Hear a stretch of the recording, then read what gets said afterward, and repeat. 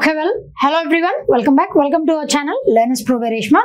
Right, ఇవాల్టి మన సెషన్లో this session is not about the class. కాకపోతే మనం ఇప్పుడు డిఫరెంట్ ఎగ్జామ్స్కి ప్రిపేర్ అవుతూ ఉంటాం. అదేవిధంగా ఏదైనా ఒక టార్గెట్ని సెట్ చేసుకొని చదువుకోవాలనుకుంటాం. అన్నిట్లోకెల్లా కష్టమైనటువంటి పని మనం అనుకున్నటువంటి గోల్ని రీచ్ అవ్వటం. That is major thing.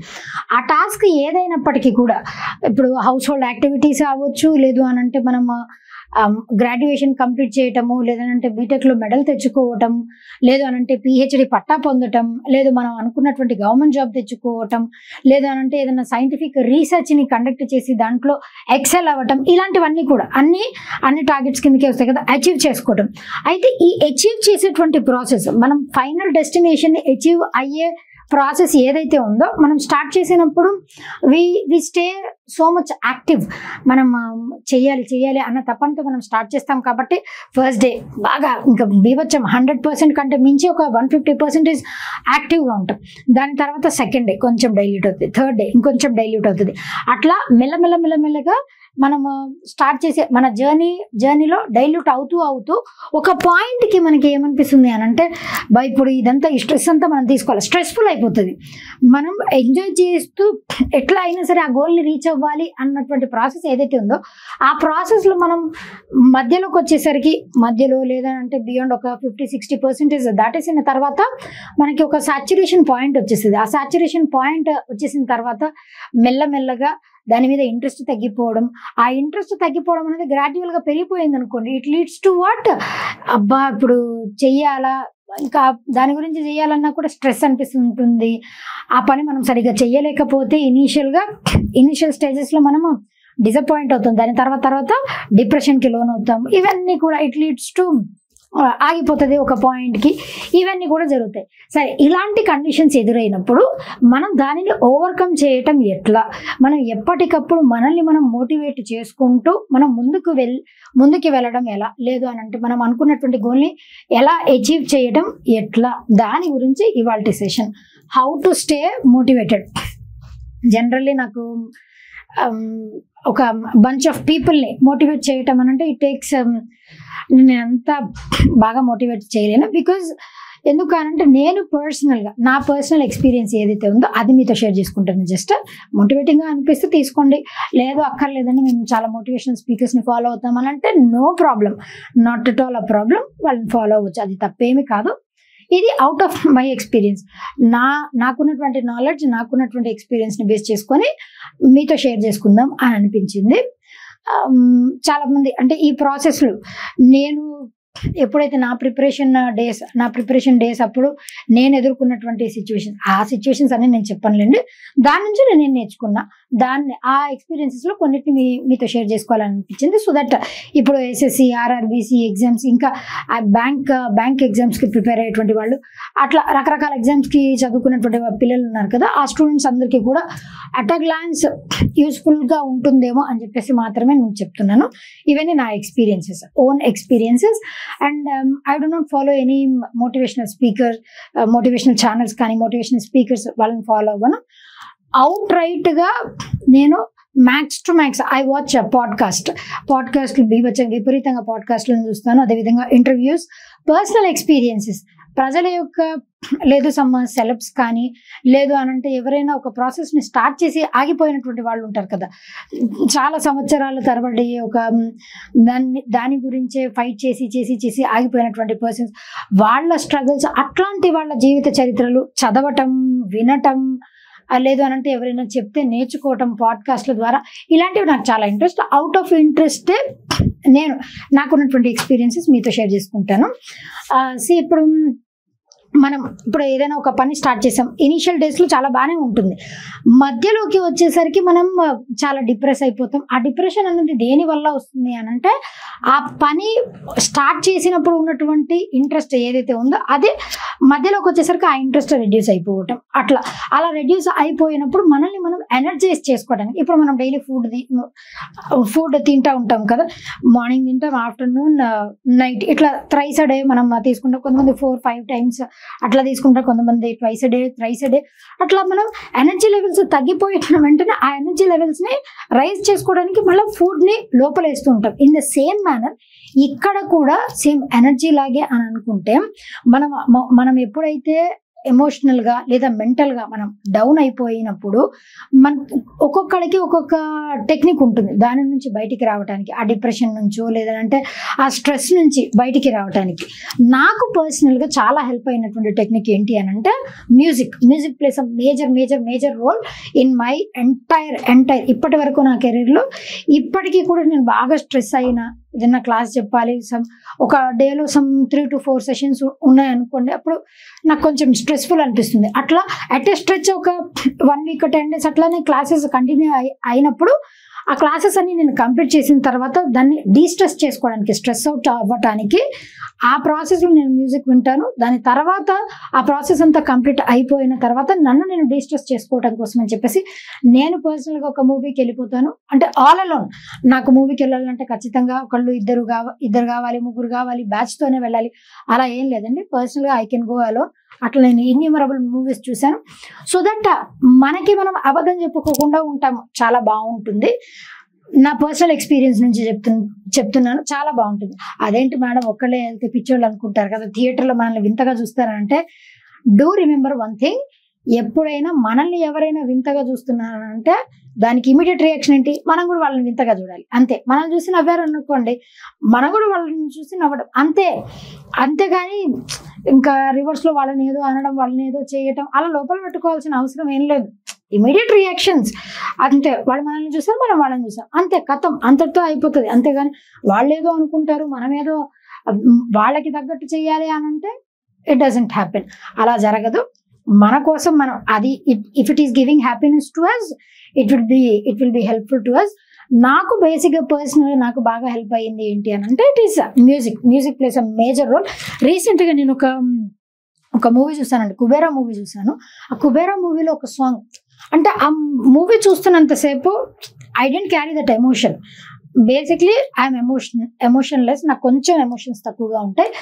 అయితే ఇమీడియట్గా సెంటిమెంట్స్ వచ్చినప్పుడు ఇమీడియట్గా రియాక్ట్ అవ్వటం, అందరిలాగా టకటక ఏడ్చడం, ఇలాంటివన్నీ నాకు కొంచెం కష్టం, కొంచెం టైం పడుతుంది నాకు.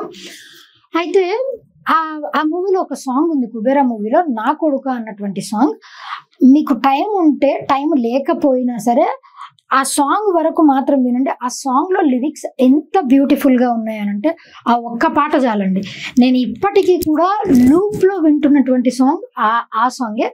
అదొక ఎమోషన్ని క్యారీ చేస్తుంది, కాకపోతే అంత సెంటిమెంటల్ అనిపించదు, న్యూట్రల్గా ఎమోషన్స్ని క్యారీ చేస్తుంది. ఒక తల్లి తను లేనప్పుడు, ఇప్పుడు తల్లి తండ్రి ఇద్దరు ఉన్నారనుకోండి, కొంతమంది తల్లికి అలవాటు అవుతారు, కొంతమంది తండ్రికి అలవాటు అవుతారు. వాళ్ళకి ఏదైనా భయం వచ్చినప్పుడు వాళ్ళతో షేర్ చేసుకుంటారు. ఆ మూవీలో ధనుష్కి ఫాదర్ ఉండరు, చిన్నప్పుడు ఎక్స్పైర్ అయిపోతారు, మదర్ ఒక్కటే ఉంటుంది.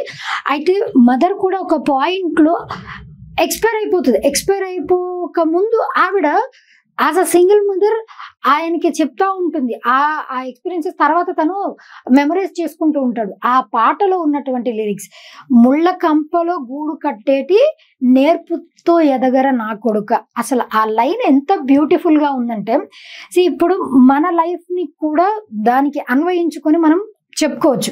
ఇప్పుడు చూడండి, world is full of struggles. ఇప్పుడు మన లైఫే, మన జీవితమే తీసుకున్నాం అనుకోండి, లాట్ ఆఫ్ స్ట్రగుల్స్. ఇప్పుడు నా జాబ్ కూడా అంత ఈజీ ఏం కాదండి. నేను ఇప్పుడు మీకు క్లాస్ చెప్పాలి అని అంటే నేను పీపీటీ రెడీ చేసుకోవాలి, దానికి కావాల్సినటువంటి కాంటెంట్ చూసుకోవాలి. ఎంత చదువుకున్నప్పటికీ, నేను ఎంత ప్రిపేర్ అయ్యి ఎంత చదువుకున్నప్పటికీ కూడా ఆ కాంటెంట్ మళ్ళీ నేను క్లాస్కి వచ్చే ముందు మెమరైజ్ చేసుకొని రావాలి, ఖచ్చితంగా చూసుకొని రావాలి.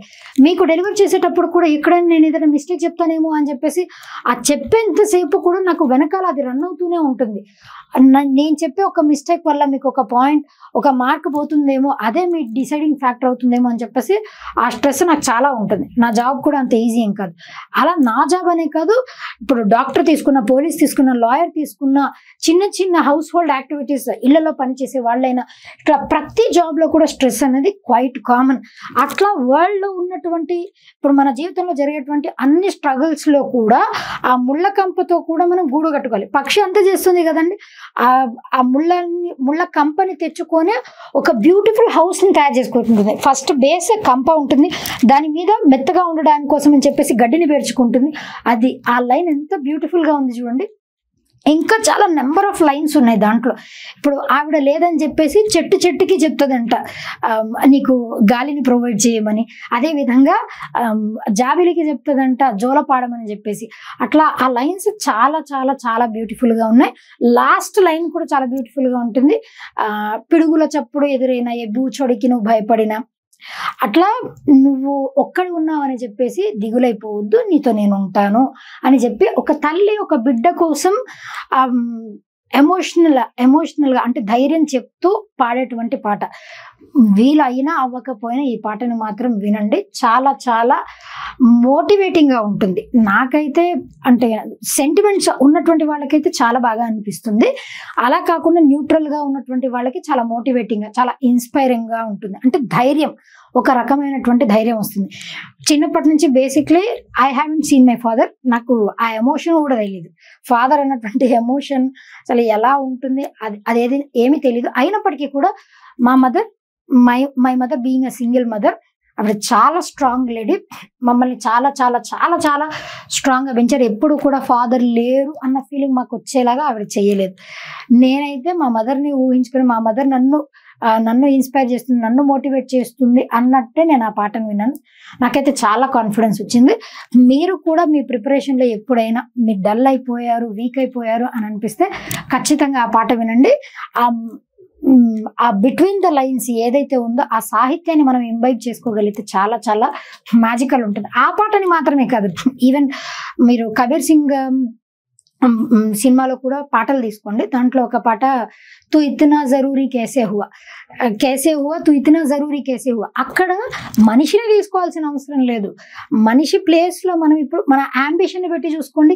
ఎయిమ్, నువ్వు ఇంత ముఖ్యం ఎలా అయిపోయావు నాకు, ఎయిమ్ తీసుకోండి, మనం అనుకున్నటువంటి టార్గెట్ తీసుకోండి. ఇప్పుడు అదే కదా మనకి ముఖ్యం. అట్లా ఒక పాటని మీరు అటెస్ట్ వచ్చి బాగా స్ట్రెస్ అవుతుంది అని అనుకోండి, ఆ పాట వెనక బ్యాక్గ్రౌండ్లో ప్లే చేస్తూ మీరు కూడా పాడుతూ ఉండండి. ఆ స్ట్రెస్ అంతా కూడా రిలీవ్ అవుతుంది. చాలా చాలా మ్యాజికల్గా పనిచేస్తుంది.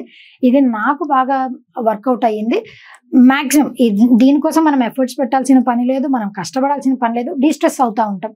కాబట్టి మీకు కూడా వర్కౌట్ అయితే మీరు కూడా ఈ టెక్నిక్ని ఫాలో అవ్వండి కంటిన్యూస్. సో ఇప్పుడు మోటివేషన్ అనేది మనం ఎక్స్టర్నల్ సోర్సెస్ నుంచి వెతుక్కోవడం కంటే ఇంటర్నల్ సోర్సెస్ మనకి బెస్ట్ మోటివేటర్ ఎవరు అని అంటే మనల్ని మించి మనకి ఎవ్వరు మోటివేటర్ అక్కర్లేదు, ఉండొద్దు కూడా. ఇది నా పర్సనల్ ఎక్స్పీరియన్స్ నుంచి చెప్తున్నాను అంతే. నేను ఎవరిని కూడా కొంచెం నేను లోలో ఉన్నాను, కొంచెం మోటివేట్ చేయవా, అట్లా నేను వేరే సోర్సెస్ ఎప్పుడు కూడా నేను ఎక్స్టర్నల్ సోర్సెస్ నుంచి వెళ్ళలేదు. నేను ఎప్పుడు డిస్ట్రెస్ అయినా కూడా నేను ఒక నోట్స్లో రాసుకుంటాను, అసలు నా స్ట్రెస్కి కారణం ఏంటి, నేను ఎందుకు ఇలా ఆలోచిస్తున్నాను, ఎందుకు ఇంత రియాక్ట్ అయిపోతున్నా. ఇలా మీరు పెన్ పెట్టి రాసుకోవడం ట్రై చేయండి, చాలా బాగుంటుంది. అది తర్వాత మీరు హ్యాపీ మూడ్లో ఉన్నప్పుడు చదువుకోండి, ఇదంతా నేనేనా అనిపిస్తుంది. డెఫినెట్గా it will be helpful for you. నా ఎక్స్పీరియన్స్ నుంచి చెప్తున్నాను. మనకి మోటివేటర్ ఎవరు ఉండాలంటే ఖచ్చితంగా మనమే అయి ఉండాలి. ఇది నా ఎక్స్పీరియన్స్, జస్ట్ మీతో షేర్ చేస్తున్నా, అంతేగాని నేనేదో పెద్ద మోటివేటర్ అని నేను ఎప్పుడు ఫీల్ అవ్వనండి. నాకు లో పాయింట్స్, హైస్, లోస్ ఖచ్చితంగా అందరికీ ఉంటాయి. అంతటితో ఆగిపోయాం అని అంటే మనం బ్యాక్వర్డ్ వెళ్ళిపోతాం. అంతటితో ఆగిపోకుండా, ఆగిపోయినా కూడా అది పాజ్ లాగా ఉండాలి. ఆ పాజ్ నుంచి మరలా మనం రీస్టార్ట్ చేయడానికి, రెజ్యూమ్ చేయడానికి అక్కడి నుంచి స్టార్ట్ చేసి ఏమవుతుంది, వాట్ ఆర్ అవర్ స్వాట్ అనాలిసిస్ అంటారు కదా, స్వాట్ analysis, strength, weakness, opportunities, threats అంటారు కదా, అనాలిసిస్ రాయడం స్టార్ట్ చేయండి. ఆటోమేటిక్గా మిమ్మల్ని మీరే మోటివేట్ చేసుకుంటారు. ఇది నా ఎక్స్పీరియన్సెస్ నుంచి నేను షేర్ చేసుకున్నటువంటి థింగ్. ఇంకా ఇట్లా కావాలి అని అంటే ఇంకా వేరే ఇప్పుడు రామాయణ, భారతం దాంట్లో నుంచి కూడా మనం చాలా చాలా ఇన్సిడెంట్స్ని ఇన్స్పిరేషన్గా తీసుకోవచ్చు. అవి కూడా అంతే కదండి. ఇప్పుడు ఏదన్నా ఒక సినారియో అది జరిగిందో లేదో అది పక్కన పెట్టేస్తే అలాంటి పరిస్థితి వస్తే మనిషి ఎలా బిహేవ్ చేస్తాడు అన్నది అక్కడ మనకి ఆ ఎక్స్పీరియన్సెస్ నుంచి మనం తెలుసుకోవచ్చు. కాబట్టి ఇవన్నీ కూడా దేని నుంచి అయినా కూడా మనకి పర్సనల్ ఎక్స్పీరియన్స్, మనకి మనమే పెద్ద గురువు అంతే. మన పర్సనల్ ఎక్స్పీరియన్స్ అది ఇట్ స్టేస్ ఫర్ ఎవర్. ఇప్పుడు నేను చెప్పాను, వేరే ఎవరో మోటివేషనల్ స్పీకర్ చెప్పారు, ఇంకెవరో చెప్పారు. ఆ రోజు వరకు ఉంటుంది, లేదా 7 days వరకు ఉంటుంది, 1 month వరకు ఉంటుంది. కానీ దానిని మనం ఎప్పుడైతే లోపలికి ఇంబైబ్ చేసుకొని ఎస్ మనకి ఇది అవసరం అని మనం ఫీడ్ చేసుకుంటామో అది ఇట్ ఈస్ ఫర్ ఎవర్. మన ఎక్స్పీరియన్సెస్ నుంచి వచ్చినటువంటి మనం నేర్చుకున్నటువంటి పాఠాలే మనకి గురువులు. అంతకు మించి పెద్ద గురువులు ఎవరు ఉండరు. తల్లి షీ ఈజ్ ద ఫస్ట్ గురు. ఆవిడ అండ్ మనకి మనం సెల్ఫ్. అంతకు మించి ఇంకా పెద్ద గురువులు ఏమి అవసరం లేదు అన్నది నా ఒపీనియన్. ఏ విధంగా మిమ్మల్ని మీరు ఇప్పుడు మీ ఎయిమ్ మధ్యలో మీరు కూడా అప్పుడప్పుడు డిమోటివేట్ అయిపోతూ ఉంటారు. ఇట్లా నేను ఫాలో అయ్యే పద్ధతి, అట్లా మళ్ళీ మోటివేట్ అయ్యి చదువుకోవడం మాత్రం ఆపేయద్దు. We have seen lot of struggles. Prelims clear అయ్యి మెయిన్స్ అయిపోయిన తర్వాత అక్కడ అది లాస్ అయినప్పుడు ఆ పెయిన్ ఎలా ఉండదో మాకు తెలుసు. మరలా మేము ఎగ్జామ్ రాయాలి అనంటే సివిల్ సర్వీసెస్ మరలా ఇంకొక 1 year వెయిట్ చేయాల్సి వచ్చేది. అక్కడ దాకా వచ్చేసి ఫెయిల్ అయ్యాము, వెనక్కి వచ్చేసాము అని అంటే it is very hardful for us to take. But ఇంకా చేసేది ఏం లేదు. అది పోయింది అని అంటే ఇంకొక ఆల్టర్నేటివ్ ఖచ్చితంగా ఉంటుంది.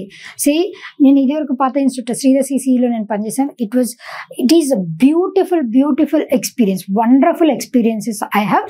కాకపోతే because of my own reasons I have resign from there. అక్కడ నుంచి నేను బయటకు వచ్చేసాను, వేరే ఇన్స్టిట్యూట్లో వర్క్ చేస్తున్నాను.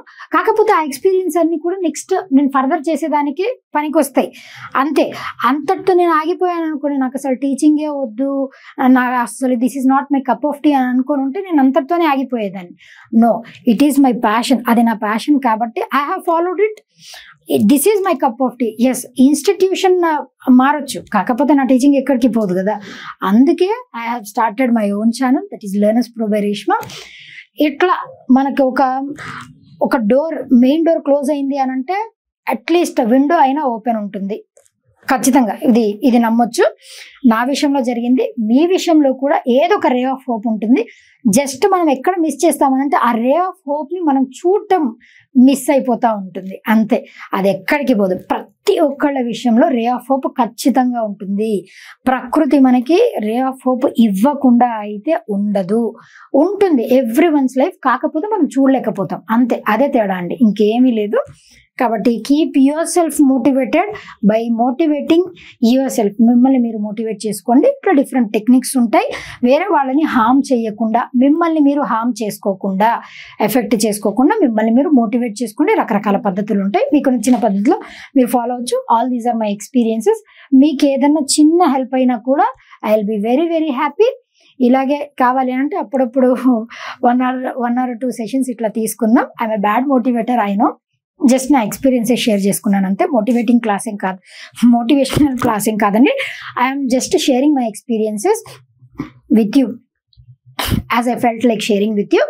సో రేపటి సెషన్లో మనం June month current affairs at a glance నేను ఎక్స్ప్లెయిన్ చేస్తానండి. దాని తర్వాత నుంచి ఎస్ఎస్సి సిజిఎల్ సిరీస్, పీవైక్యూసీ సిరీస్ ఏదైతే ఉందో అది కంటిన్యూ చేస్తాను. ఇదే పాలిటిక్ కానీ, ఎకానమీ కానీ, లేదు స్టాటిక్ జీకే సెషన్స్ నేను స్టార్ట్ చేయబోతున్నాను. రేపు June month current affairs cover చేస్తాను. ఎల్లుండి నుంచి స్టాటిక్ జీకే టాపిక్ వైజ్ తీసుకొని పీవైక్యూస్ ఏవైతే ఉన్నాయో వాటి గురించి నేను డిస్కస్ చేస్తాను. ఎస్ఎస్సి సిజిఎల్ సిరీస్ మనం ఆపట్లేదు, కంటిన్యూ చేస్తాం. కాబట్టి కీప్ మోటివేటింగ్ యువర్ సెల్ఫ్. ఎవరైనా సబ్స్క్రైబ్ చేసుకోకపోతే do subscribe to our channel and keep watching. Will be meeting for another video. Until then,